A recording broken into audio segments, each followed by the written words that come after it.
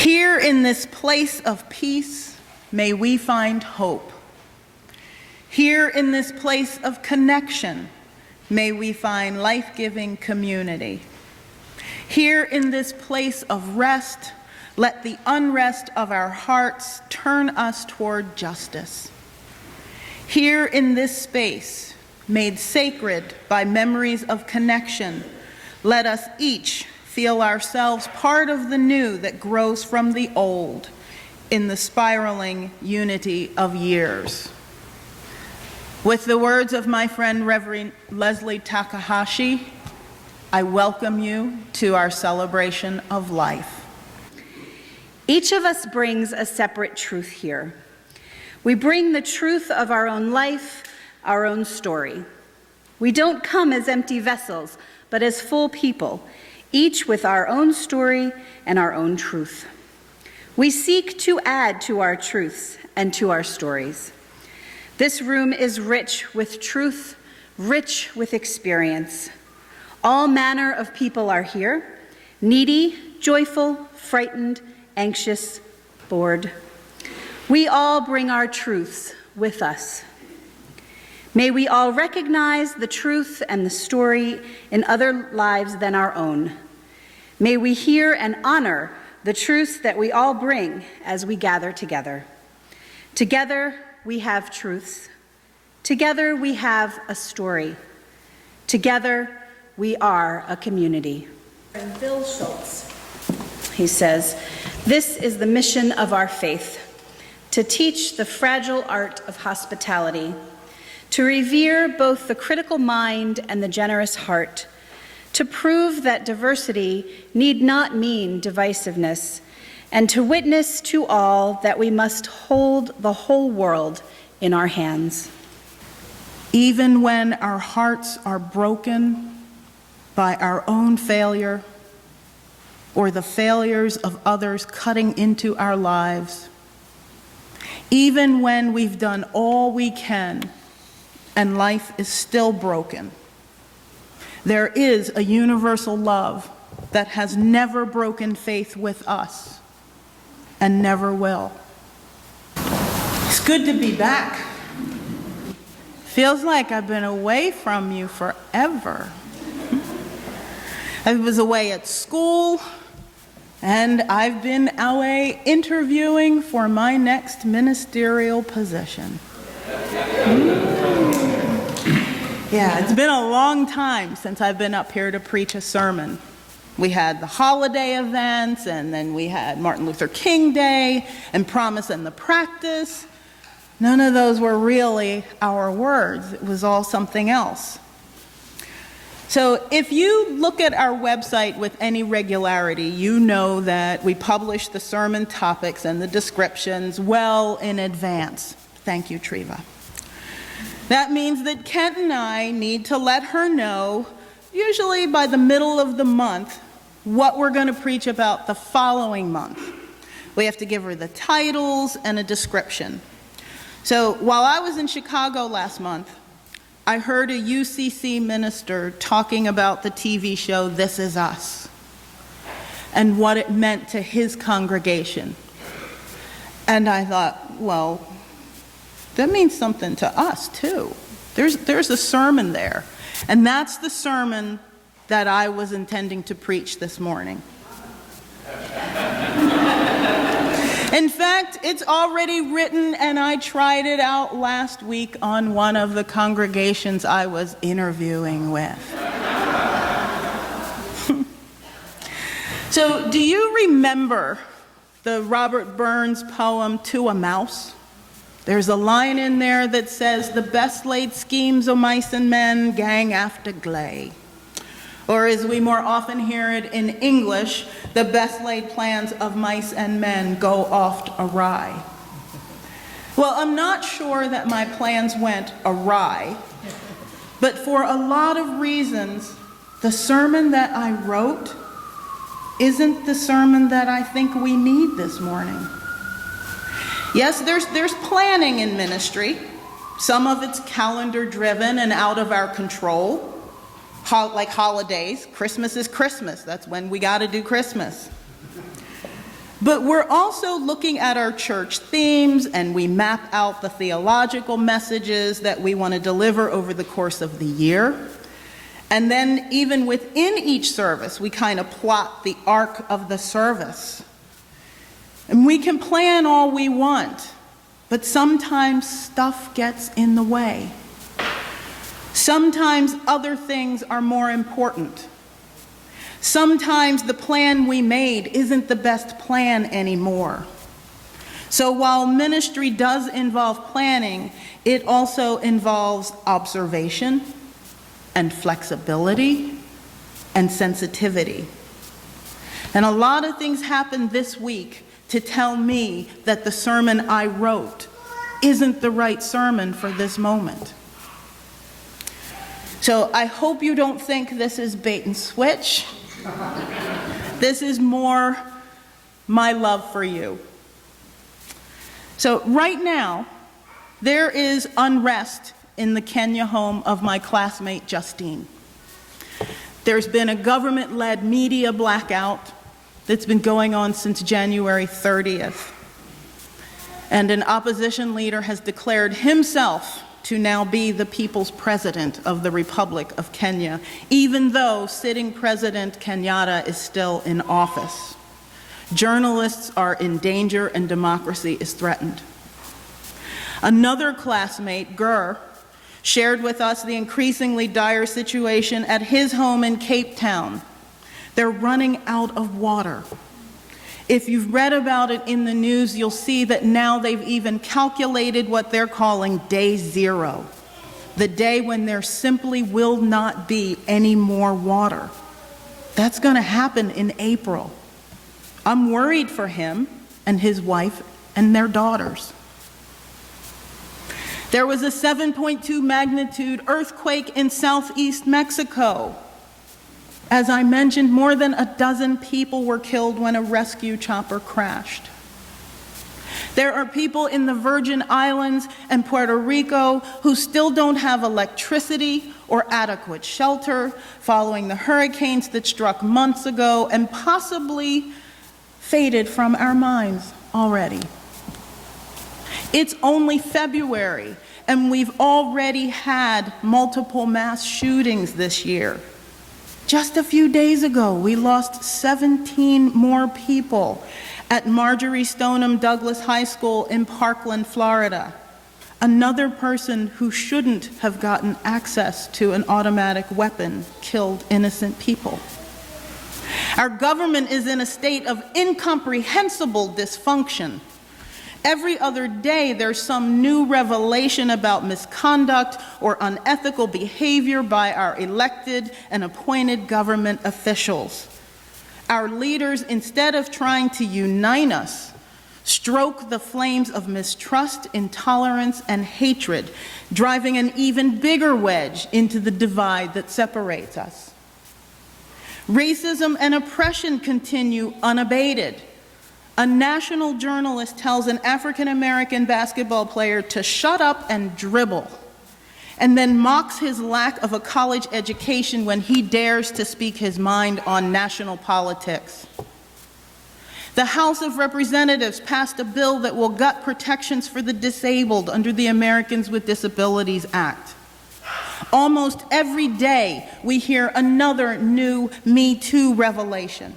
Another story of the violence against women in our society. Racism, gun violence, sexual assault, natural disasters, political drama.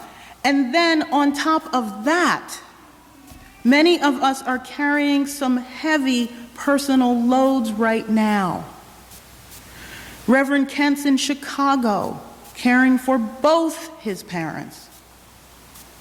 I'm still in physical therapy from an accident I had on Lincoln Drive, right out here on MLK Day weekend. I've spoken with several of you over the last couple of weeks and know some of the real and crushing sorrows and burdens you are carrying. There's so much going on in our world and our community right now. We're asked to participate in this cause and that cause, to make phone calls, to write letters, to show up at rallies, to read this book and that article, and listen to these podcasts in between going to this lecture and watching that movie. We're supposed to fight for immigration rights and disability rights and better schools, and engage in self-reflection and self-analysis of our own behaviors to make sure we're not the ones perpetuating the racism and oppression that happens out there in the world. And we're supposed to do all this while our own blood pressure is out of control, our kid is being bullied in school, our parents are sick, and we can't make next month's mortgage payment. I don't know about you, but sometimes I just want to throw my hands up and say, make it stop. It's too much. I can't take any more. I don't want to hear it. All the things.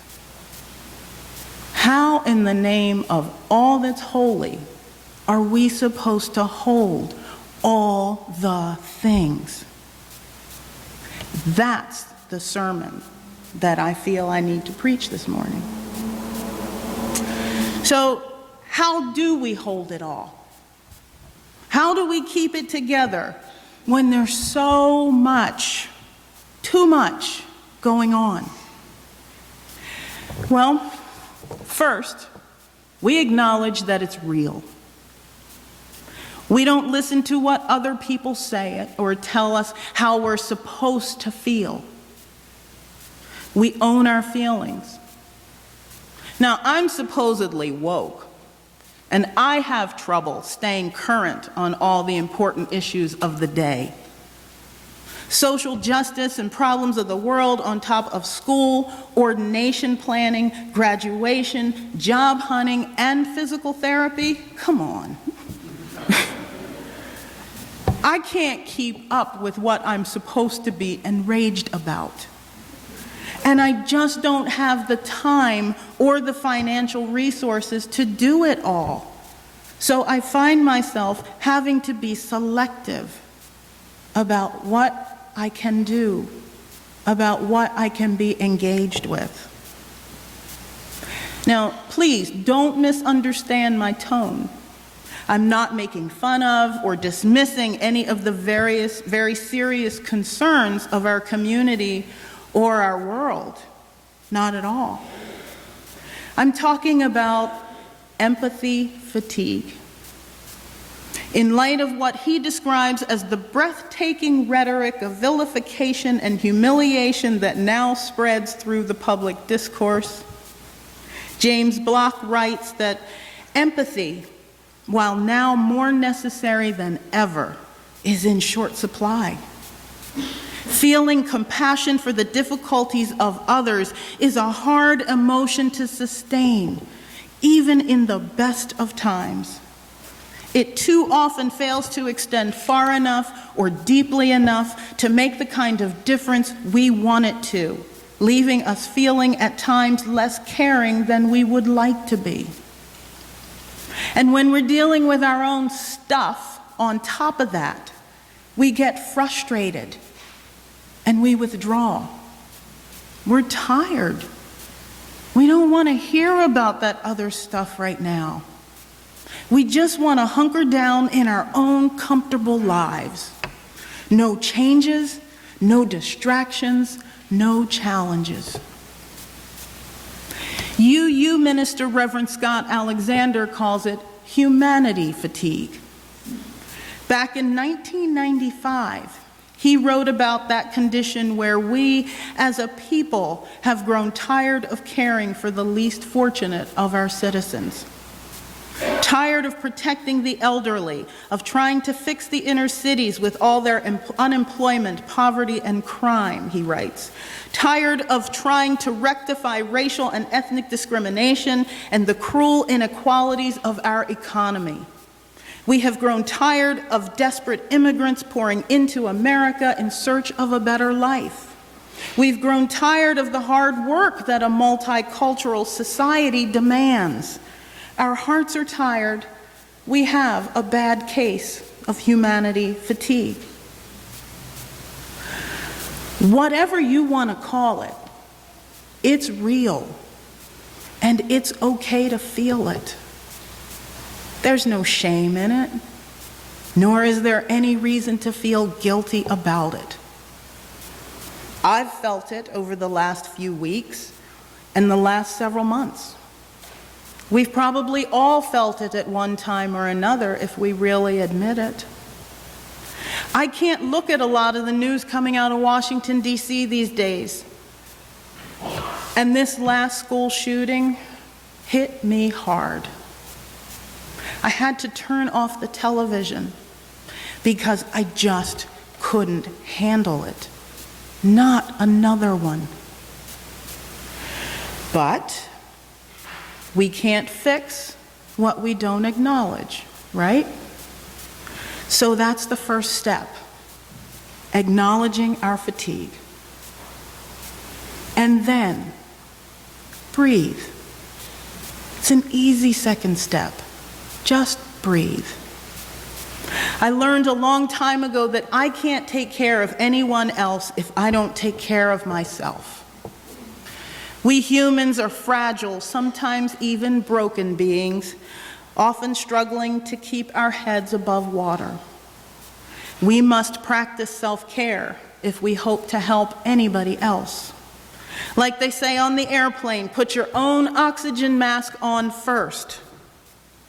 Meditate. Take a walk. Sit under a tree. Sing, dance, play music. Cook. Read. Even if it's only for 5 minutes at a time, give yourself the freedom and the grace to practice self-care and to find those outlets that encourage and fortify you. And if you're struggling and you can't take care of yourself, reach out and ask for help. Call me. Call Reverend Kent. Send a message to the caring team. Tell a friend or a neighbor. But please know that you are part of a community here where we're committed to helping and loving one another in the good times and the bad times. Third, find hope where you can.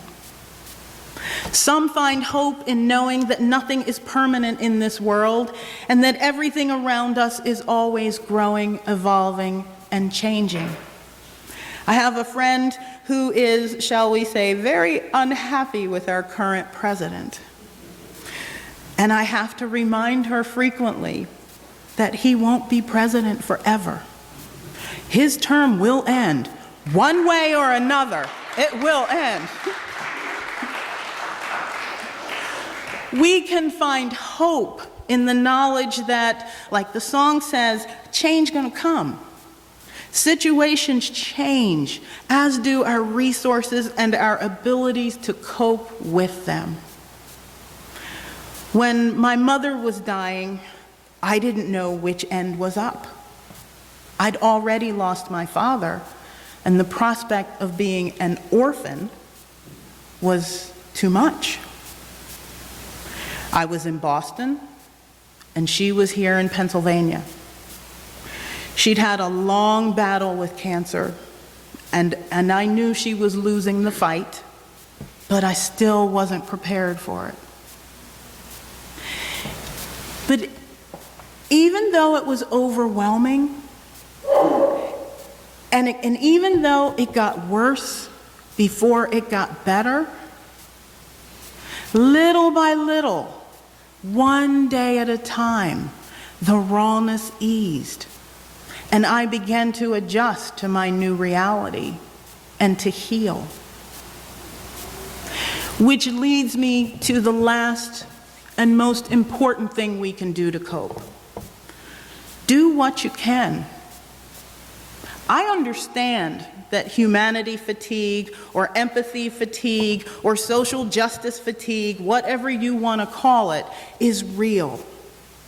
And I understand that sometimes we have to step back from everything else to put our own oxygen mask on and to take care of ourselves. But this is where it starts to get tricky. In many churches across the country, UU and otherwise, there are waves of discomfort about the amount of emphasis placed on social justice work. Not just anti-racism work, but also anti-poverty work, literacy, education reform, immigration, ableism, classism, sexual orientation, and gender identity issues, etc. The thinking is that the church should be a place for worship, a sanctuary from the stresses of the world, and not a place for justice making. That this is a place where you come to be fed and to be nourished spiritually. A place to get away, not another place to pile on the stressors of the world. As I said, this is where it gets tricky. Historically, our Unitarian and Universalist ancestors have always been justice-focused. They've always been dedicated to making society better and promoting equality.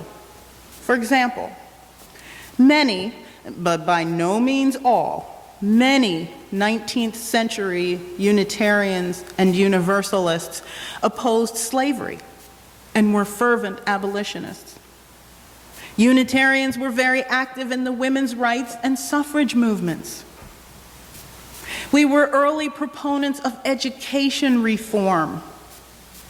Waitstill and Martha Sharp and other Unitarians worked tirelessly to save the lives of Jews and victims of Nazi atrocities during World War II.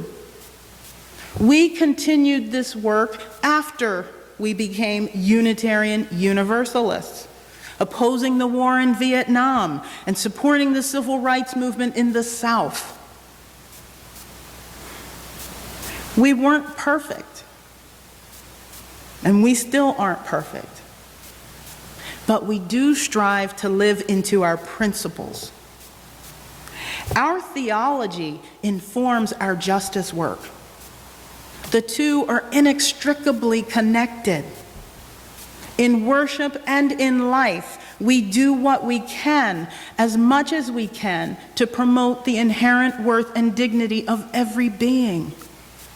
To foster justice, equity, and compassion in human relations, to accept one another and encourage our individual spiritual growth. We do what we can to help everyone pursue a free and responsible search for truth and meaning, and to exercise the right of conscience and use of the democratic process. We actively support the goal of a world community where there is peace, liberty, and justice for all.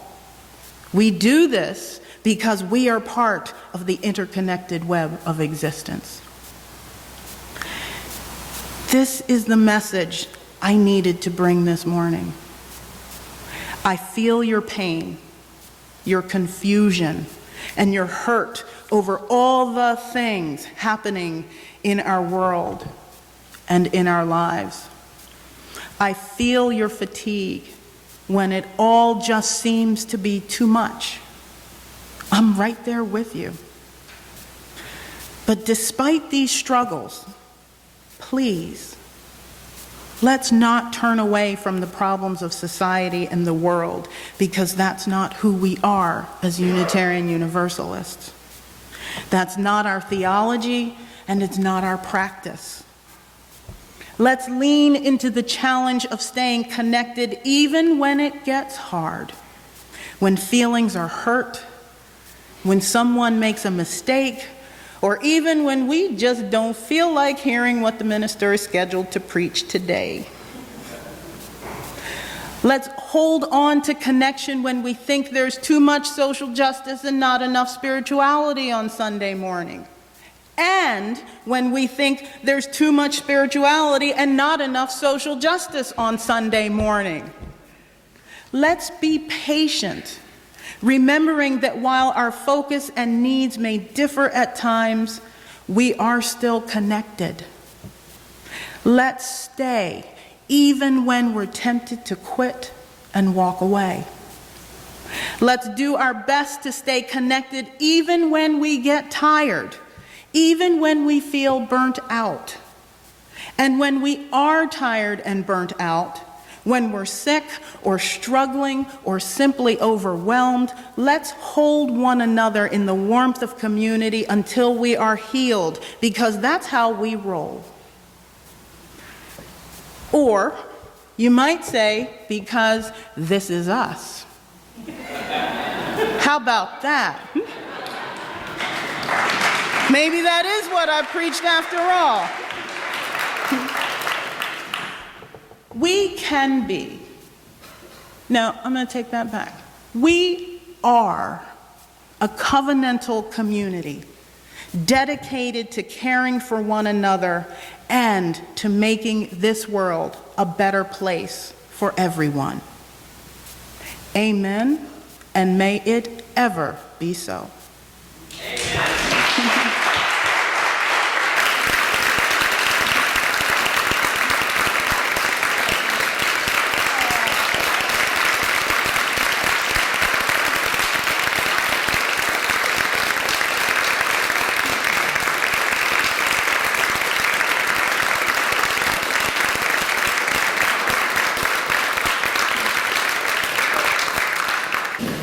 Our closing words this morning come from Sabon Fusome. Community is the spirit, the guiding light of the tribe, whereby people come together in order to fulfill a specific purpose, to help others fulfill their purpose, and to take care of one another.